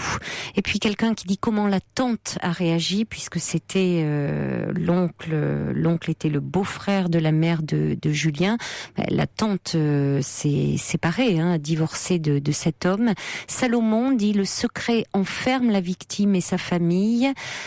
Aubert, le devenir, libérez-vous, Julien. Et puis, c'est ce que dit Lali également. Il y a également un message qui dit Julien, une voix douce comme celle de Barbara. Il exprime avec cette douceur toute sa souffrance et ses questionnements. J'ai pas la suite du message. Attention, c'est limité à 160 caractères. Et à propos de Barbara, Eridan Boris Cyrulnik dit justement de Barbara qu'elle est un merveilleux exemple de résilience. Elle a mis en mots une partition magnifique et même si un aigle noir a plané sur elle toute sa vie, elle l'a rendu lumineux. On va accueillir maintenant Claudine. Bonsoir. Oui, bonsoir. Bonsoir Claudine. Oui, je suis un petit peu fatiguée là. J'ai vécu une journée difficile parce qu'aujourd'hui, mon mari est rentré en maison de retraite. Oui. Et ça a été assez douloureux pour lui, pour moi, pour tout le monde. Parce que ça devenait de toute façon, c'était ou l'épuisement ou la solitude, quoi. Il fallait choisir entre les deux. Parce que il a arrêté de travailler à 62 ans. Oui. Et il est tout de suite devenu parkinsonien. Oui. Presque tout le temps, quoi. Le diagnostic il s'est dégradé lentement, et puis finalement, le diagnostic a été qu'il était parkinsonien, très, très grave maintenant. Parce qu'il ne parle plus, les mouvements n'ont plus de coordination. Il est en chaise roulante depuis 7 ans. Il est très difficile. Il a sa tête, mais c'est encore plus douloureux pour lui. Oui, et forcément. Moi, j'ai beaucoup assumé, mais j'ai fait une chute. J'ai une fracture assez grave de la cheville, et j'ai du mal à marcher. J'ai beaucoup de mal. Je souffre terriblement, et ça s'aggrave. Ça a été en accord avec ma fille parce que elle pense que je ne pouvais plus assumer. Et oui, vous dites c'était l'épuisement ça devient pour trop vous. difficile. Elle est très gentille, elle s'occupe beaucoup de nous, elle vient toutes les semaines faire des courses. Elle m'amène en voiture parce que c'est quand même un petit peu assez loin. Et puis malgré tout, empiéter sur sa vie comme ça, je n'ai qu'une fille. Oui. Empiéter sur sa vie, c'est aussi difficile pour tout le monde. Vous en avez parlé ensemble, j'imagine, avec votre... Alors, je ne sais pas, je suis un petit peu dans le doute, je ne sais pas. Vous en avez parlé avec votre mari et votre fille, j'imagine. De toute façon, si tu disparais, c'est toi qui assumais tout. Et je pourrais, je sais pas comment on s'en sortira. Vous en avez parlé. Vous m'entendez pas, Claudine ? Claudine, vous m'entendez ? Il souffre énormément de ce qui lui arrive, mais malheureusement, toute sa vie, c'est moi qui ai toujours tout dirigé, quoi. J'ai pris toutes les décisions. Ce qui fait qu'il est un petit peu... il se débrouille assez mal avec les papiers, d'une manière générale dans la vie, avec le linge, on pourrait presque dire qu'il était macho, quoi. J'ai beaucoup travaillé. Moi, j'ai travaillé pendant 46 ans. Et puis là, on arrive... Il est pas très vieux, hein. Il a 77 ans, moi j'en ai 75. Et tout de suite après sa retraite, il est tombé dans cette maladie. On n'en parle pas, mais c'est une maladie terrifiante, hein. Oui. Il y a tous les degrés. Oui, il y a tous les degrés. Oui, oui. Oui, non, mais mais j'ai l'impression que vous m'entendez pas. C'est un peu embêtant parce que je vous parle, mais oui, je vous ai parlé déjà, mais effectivement, il n'y avait pas le retour. On vous l'a mis à fond dans votre combiné téléphone. Moi, je vous entends seulement maintenant. Oui, je me suis aperçue. J'avais l'impression de parler un peu dans le vide. Oui, effectivement. Moi, je vous entendais, et vous m'avez entendu ? Oui, vous avez mis le retour son à fond dans votre téléphone, mais vous n'entendiez pas. Je vous demandais, c'est vrai que c'est toujours délicat, hein, et difficile cette décision, mais est-ce que, j'imagine, vous en avez parlé avec lui, vous en avez parlé avec votre fille ? Oui, lui, il était pas trop d'accord, mais ces temps-ci, je m'énervais beaucoup après lui. Oui. Et j'étais fatiguée, je m'énervais beaucoup quand il balançait les verres d'eau, les couverts par terre, c'était très difficile à gérer. Il ne parle pas du tout.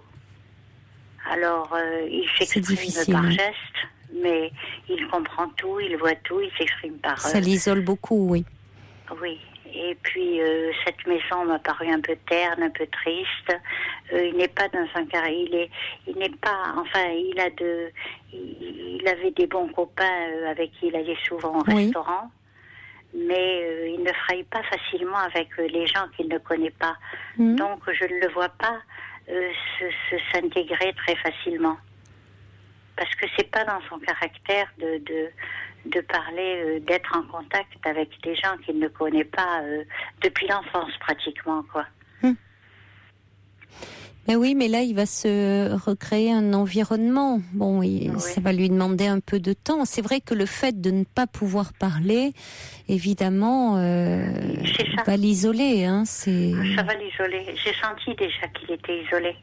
Mais en même temps, Claudine, vous commenciez, c'était épuisant pour vous, et ça déclenchait au fond votre état d'épuisement physique et moral commençait à déclencher de l'agressivité à son égard. Donc c'était pas une bonne chose pour vous et pour votre relation et pour lui.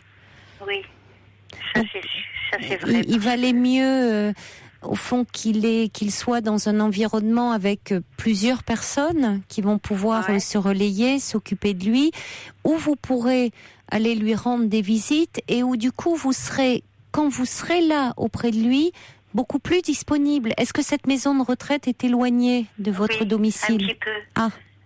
C'est-à-dire que j'aurai 2 bus à prendre ou alors aller en voiture avec ma fille le samedi. D'accord. Les autres jours, elle travaille et puis le samedi, elle pourra m'amener. D'ailleurs, elle s'est occupée de tout. Et puis. Et la semaine, vous pouvez y aller une fois par semaine si vous avez. J'irai en bus, quoi, parce que c'est assez loin de chez moi. Il vous faut prendre 2 bus. 2 bus, et puis en plus, c'est assez cher. C'est quand même 2 000 € par mois. Eh oui, ça a un coût, oui. Il y a un coût qui est important, quoi. Ça va absorber presque la totalité les 3/4 des retraites, quoi.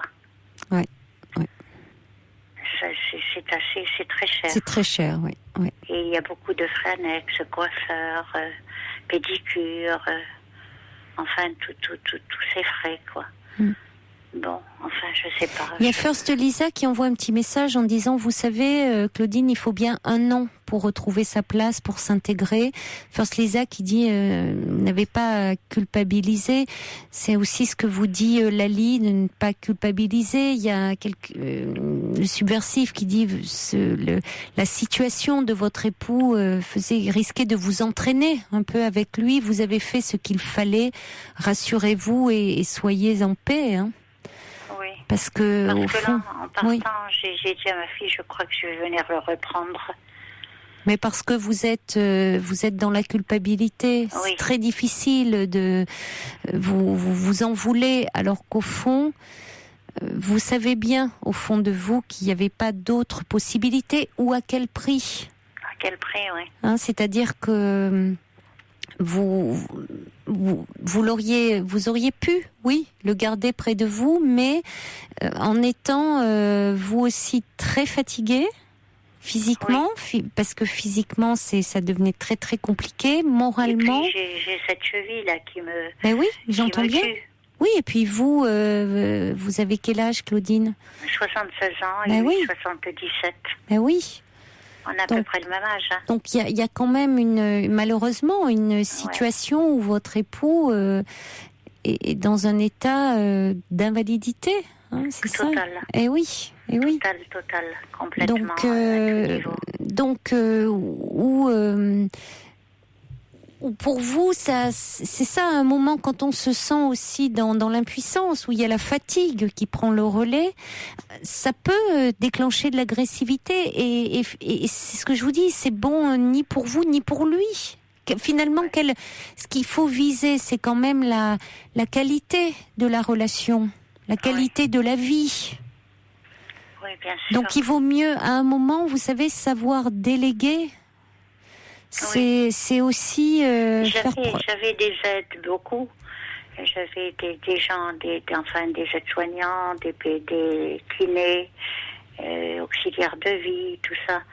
Mais enfin, c'était continuellement, quoi, qu'il fallait recevoir toutes ces personnes qui m'aidaient, évidemment, qui le prenaient en charge, mais c'était aussi difficile et beaucoup de contraintes, beaucoup d'occupations aussi, quoi. Et puis il y avait tout le côté matériel, le linge, les repas, parce qu'il a, il voulait vivre, il voulait manger, tout ça, parce que finalement il est bien, quoi, à part cette maladie terrible qu'il a. Mais oui. Il a de l'appétit, il veut, c'est ça. Oui, c'est une maladie terrible, oui. Il a eu, au niveau cardiaque, il est bien, pulmonaire, il est bien. Tension impeccable. Et oui, c'est ça qui est terrible, c'est que l'organisme, il est comme une loque, quoi. C'est ça qui est terrible, et il garde toutes ses facultés intellectuelles. Mais quand vous irez le voir, le samedi avec votre fille, ou dans la semaine, quand vous ne serez pas trop fatigué, vous pourrez lui amener justement tous ces magazines préférés, de la lecture. Si vous dites il aime bien manger, des petites choses qu'il aime. Oui. Aussi, vous voyez, ça sera parce qu'il a gardé un bon organisme. Oui. Alors je sais pas ce truc-là, cette maladie, que j'ai jamais vu, moi, personne comme ça. Mais malheureusement, la maladie de Parkinson, comme vous dites, il y a différents degrés. Non. Il y a différents degrés. Mais vous savez, vous pourrez justement, en allant le voir, vous pourrez être beaucoup plus dans la tendresse et dans l'affection que vous n'arriviez plus ces derniers temps à lui prodiguer parce que vous étiez trop épuisé. Oui. Et puis, non, c'est vrai. Et puis, ma fille, elle était tout à fait d'accord. Elle m'a dit, ça n'est pas possible. Je te vois plus tenir comme ça. Oui. C'est elle qui faisait absolument toutes les courses. Et et puis elle me voit tellement épuisée qu'elle me dit, c'est ta fille. Mais oui, même votre fille, vous voyez, qui pourtant, aime son père, vous aime, sent bien que vous ne pouvez plus. On doit arriver à la fin de cette émission, mais j'ai beaucoup de réactions, je voudrais vous les lire. Il y a quelqu'un qui dit, vous n'aviez pas le choix, vous vous adapterez certainement de manière progressive, et votre mari aussi, à cette nouvelle situation. Il y a quelqu'un qui dit, cette maladie est invalidante et c'est difficile à gérer pour vous. J'ai travaillé comme aide-soignante, je viens de prendre ma retraite et je compatis vraiment à votre douleur. Bon courage, je vous embrasse. Il y a Cathy qui dit, c'est vrai que c'est très douloureux cette maladie. Il y a des associations où se retrouver. Tony qui dit, vous n'aviez pas trop le choix, vous avez fait le maximum et c'est formidable de votre part, alors surtout ne vous culpabilisez pas. Marion qui dit, la souffrance de l'aidant transparaît dans les paroles de cette dame et je la félicite de s'exprimer car elle est souvent culpabilisée et il y a une remise en cause de soi. Lynn dit, je suis passée par là, Claudine a droit à l'APA. Courage à elle. Peut-être aller voir du côté des associations, parce qu'il y a des associations qui s'occupent de la maladie de Parkinson et auprès desquelles vous pourrez trouver du soutien et du réconfort. Bon courage, Claudine, et essayez de ne pas être trop dans la culpabilité. Il va vous falloir du temps pour vous faire à cette situation et que votre mari aussi s'habitue à cette nouvelle situation. Au revoir. Brune, un cheveu blanc. Très belle nuit à l'écoute d'Europe 1. Allez, ne comptez pas vos cheveux blancs, faites plutôt de jolis rêves. Il est maintenant 1h.